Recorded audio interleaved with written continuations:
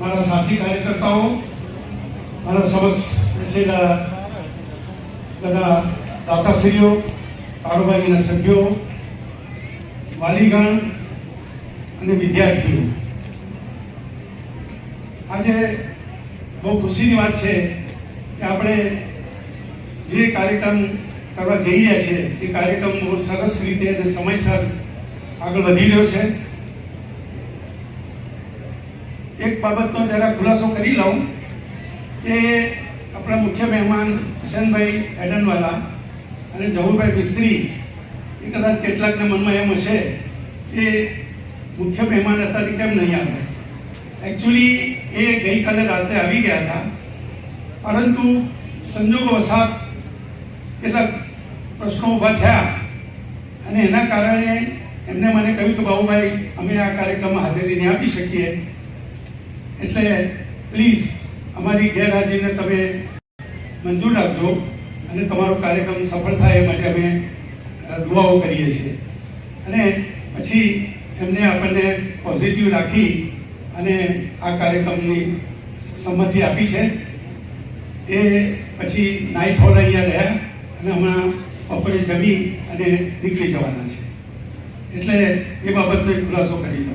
એ આપણા દાતા છે. 2 કોલેજોનું એમને દાન આપેલું છે. આર્ટ્સ કોલેજ તો ચાલુ થઈ ગઈ છે આદમ અલી મુલ્લા ઇબ્રાહીમથી, અને તમે જોયું બેનામો વિદ્યાર્થીઓને મળ્યા. સાયન્સ કોલેજ માટે આપણે એપ્લાય કર્યું છે. એમની મધર ફાતમા અલી બાદરના નામે સાયન્સ કોલેજનું પણ આપણને દાન આપ્યું છે. અને એ સાયન્સ કોલેજ આગલા વર્ષે બી અમે એપ્લાય કર્યું હતું ગવર્મેન્ટમાં, પણ મંજૂરી ના મળી. આ વર્ષે અમને એમ કહેવામાં આવ્યું કે તમે સાયન્સ કોલેજ જો કરવી હોય તો લેડીઝ કરો. હવે એકચ્યુઅલી લેડીઝ ફિઝિબલ અમે જોયું કે સાયન્સ કોલેજ લેડીઝ એક સાયન્સ કોલેજ તો આપણે જ્યાં કેમ્પસમાં બેઠા છે ત્યાં આગળ છે જ ઓલરેડી, અને અમે કેટલી લેડીઝની જો મંજૂરી માંગીએ તો અને એ ચલાવવી બી મુશ્કેલ છે ફક્ત છોકરીઓ માટે. છતાં એપ્લાય તો કર્યું છે પણ અમારું મન માનતું નથી. હવે એ દાતા હુસેનભાઈના સાથે મારે રાત્રે ચર્ચા થઈ તો મેં એમને પાસે એવી એક સંમતિ માગી છે કે તમે સાયન્સ કોલેજનું જે દાન આપ્યું છે એના બદલે અત્યારનો સમય એઆઈનો જમાનો, આર્ટિફિશિયલ ઇન્ટેલિજન્સનો જમાનો આવ્યો છે, તો તમે જો અમને મંજૂરી આપો તો ઇન્ફોર્મેશન ટેકનોલોજી કે એના લગતા જે કોર્સિસ અત્યારે ચાલુ થયા છે આખા ઇન્ડિયામાં કે બીજે બધા, એ કોલેજ આપણે કરીએ.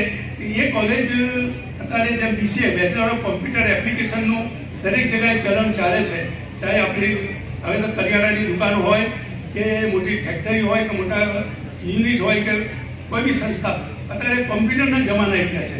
તો આપણે આવી 2-3 જે બ્રાન્ચો છે કોલેજ ટેકનિકલની, આઈટીની અને આ ઇન્ફોર્મેશન ટેકનોલોજીની અને આર્ટિફિશિયલ ટેકનોલોજીની, એવીમાંથી કોઈ કઈ કોલેજની અમે તમને સૂચન કરીએ છીએ.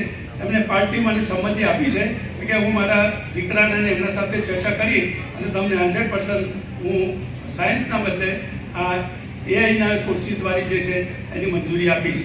એટલે આપણે કદાચ એ મંજૂરી આવે તો એપ્લાય કરી દઈશું. અને હવે અને તમે બધા જાણો છો, આમ સામાન્ય રીતે જે પરિચય મારા થયો, ચર્ચાઓ થાય છે શિક્ષણના માણસો સાથે, એ લોકો કહે છે કે હવે જમાનો આ આર્ટ્સ કોમર્સ અથવા તો કોમર્સ તો ઠીક છે, સ્કિલવાળું છે એ તો સારું છે, પણ આ સાયન્સ કોલેજો અથવા તો ત્યાં સુધી કે એન્જિનિયરિંગમાં પણ civil engineer, mechanical engineer, electrical એન્જિનિયરનો પણ હવે જમાનો રહ્યો નથી. હવે એની સ્પેશિયલ બ્રાન્ચોનો જમાનો ચાલુ થયો છે. અને એ સ્પેશિયલ બ્રાન્ચોની અંદર આ મેન જો આગળ પડતું હોય અત્યારના સમયમાં આર્ટિફિશિયલ ઇન્ટેલિજન્સના લગતા અથવા તો ઇન્ફોર્મેશન ટેકનોલોજીના લગતા એવા કોર્સિસની કોલેજો અત્યારે થાય છે. અને એ કોલેજો એવી છે કે સ્કિલ કોલેજો કહેવાય છે. એમાં પોતે બી વિદ્યાર્થી તૈયાર થઈ અને ઘેર બેસીને બી કામ કરી શકે છે. અમુક કંપનીઓના યા તો કોઈ સારી એવી મોટી મોટી કંપનીઓમાં એને જોબ પણ મળી જાય છે. ઇવન ત્યાં સુધી કે જો ગ્રેજ્યુએટ થાય તો ફોરેનમાં પણ એના એટલા ચાન્સીસ હોય છે કોમ્પ્યુટરના. એટલે અમે આવતા વર્ષથી હવે આ ટેકનિકલ કોર્સિસ તરફ જવા માંગીએ છીએ. એ બાબતનું આપના આગળ ખુલાસો કરું. અને એજ્યુકેશન બાબતમાં હવે કંઈ બહુ કહેવાનું રહેતું નથી. તમે બધા હવે જે મારા સમક્ષ સામે બેઠેલા છો એ વેલ એજ્યુકેટેડ પીપલ છો. પોતાના બાળકોને કયું સ્કીમ આપવું, કયું લાઈન આપવી એ તમે સારી રીતે જાણો છો. અને હવે આપણે બીજું બી ડેવલપમેન્ટ, આ આપણું જે કેમ્પસ છે એમાં અત્યારે એક કે બે કોલેજો ચાલુ કર્યું હતું એટલું તો આપણા પાસે ઇન્ફ્રાસ્ટ્રક્ચર તૈયાર થઈ ગયું છે, પણ હજી આગળ વધારવું હોય તો આપણે એના માટે બધાએ થોડી તૈયારી રાખવી પડશે. અમને નવાઈ લાગે કે આટલું જે લગભગ 8 કરોડ રૂપિયાનું આપણે ઇન્વેસ્ટમેન્ટ કર્યું છે છેલ્લા 4 વર્ષમાં, એમાં આખા મોડાસામાંથી 103 વ્યક્તિઓનો જ અમે સંપર્ક કર્યો છે. મોડાસામાંથી 103 વ્યક્તિઓને દાન અમે લીધું છે. હજી આખું મોડાસું બાકી છે આપણા પાસે. એટલે અમારા કાર્યકર્તા સલીમભાઈ દાદુ ને એમના ટીમ છે બહુ એક્ટિવ છે. એ લોકો હવે જેમ જેમ સમય મળે એમ કરે છે. અને દાન વગર તો તમે જાણો છો કોઈ વસ્તુ આગળ વધી શકતી નથી. ગવર્મેન્ટ આમાં કોઈ મદદ આપતી નથી. દાખલા તરીકે હું તમને એક દાખલો આપું. આર્ટ્સ કોલેજ આપણે ચાલુ કરી છે. હવે આર્ટ્સ કોલેજમાં કેવું છે કે મોડાસા કેમ્પસના અંદર 5,000 રૂપિયા ફી લેવામાં આવે છે. તો સ્વાભાવિક છે કે આપણે 5,000 થી 100 રૂપિયા બી વધારે લઈ શકતા નથી. તો વિદ્યાર્થી એમ કહે કે ભાઈ બીજી કોલેજમાં તો 5,000 લે છે, તમે 6,000 કે 7,000 કેમ લો છો? ઠીક છે, કોઈ મોટા મનના વાલી હોય એ સમજે કે ભાઈ આ આપણી કોલેજના અંદર બહુ સ્પેશિયલ ટ્રીટમેન્ટ આપવામાં આવશે એનું નોલેજ બાબતમાં ને એ બાબતમાં, પણ છતાં બી એક ટેકનિકલ મુદ્દા નડે છે. હવે એ ફી અમે 2 વર્ષથી લઈએ છીએ તો તમને નવાઈ લાગે, ગયા વર્ષે 7 લાખ રૂપિયાનો લોસ આવ્યો, એના આગલા વર્ષે એટલે મતલબ કે આર્ટ્સ કોલેજના અંદર ચલાવવામાં ફીની બાબત ચેક કરવી. જ્યાં ગ્રાન્ટેડ કોલેજો હોય ત્યાં આગળ આ ટેકનિકલ મુદ્દો તો આવે જ છે. એટલે હવે સાયન્સ કોલેજ બી નોન ગ્રાન્ટેડ અમાને મળે તો બી માત્ર કોમર્સ કોલેજ અમે કરવા જઈએ તો નોન ગ્રાન્ટેડ મળે. હવે આ કેમ્પસમાં સાયન્સ કોલેજ બી છે, કોમર્સ કોલેજ પણ છે અને ફ્રી છે, પાછી ગ્રાન્ટેડ છે. એટલે ગ્રાન્ટેડના સામે નોન ગ્રાન્ટેડને ટકવું મુશ્કેલ થાય. હા, ટેકનિકલ કોર્સિસ એવા છે કે કોઈ ગ્રાન્ટેડ છે જ નહીં મોડાસામાં. એક ખાલી ગવર્મેન્ટ એન્જિનિયરિંગ કોલેજ છે, એના સિવાય કોઈ ગ્રાન્ટેડ કોલેજ છે જ નહીં. તો એમાં જેમ કે બીસીએ કોલેજના અંદર આમ જોવા જાવ તો 30,000 રૂપિયા ફી લેતા હોય છે. આપણે ખાલી 15,000 રૂપિયા ફી રાખી છે અને એ સર્વાઈવ થશે એનો વાંધો નહીં આવે જેટલું. અને સારી એવી સંખ્યામાં એડમિશન પણ થઈ ગયા બીસીએમાં. તો આપણે બીજા ટેકનિકલ કોર્સિસ ચાલુ કરશું નોન ગ્રાન્ટેડ, તો ટ્રસ્ટને કોઈ નાણાકીય તકલીફ નહીં થાય. એટલે આ બાબત હું આ બધો વિચાર કરીને અમે આગળ વધી રહ્યા છે.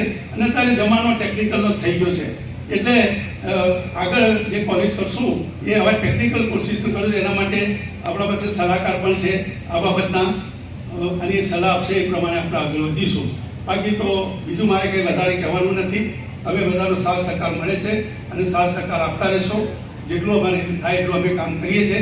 થોડી નાદુરસ્ત તબિયતના કારણે થોડું મુશ્કેલી તો થાય છે, છતાં 2 મહિના પછી ફર્સ્ટ ટાઈમ હું કોલેજમાં આજે ત્યાં જઈશ. 2 મહિનાથી ઘેર બેસીને જ મારે કામ કરવું પડ્યું છે. એટલે જેટલું શક્ય શરીર સાથ આપશે ત્યાં સુધી કામ કરીશું ઇન્શાલ્લાહ. ટીમ મારી સારી છે.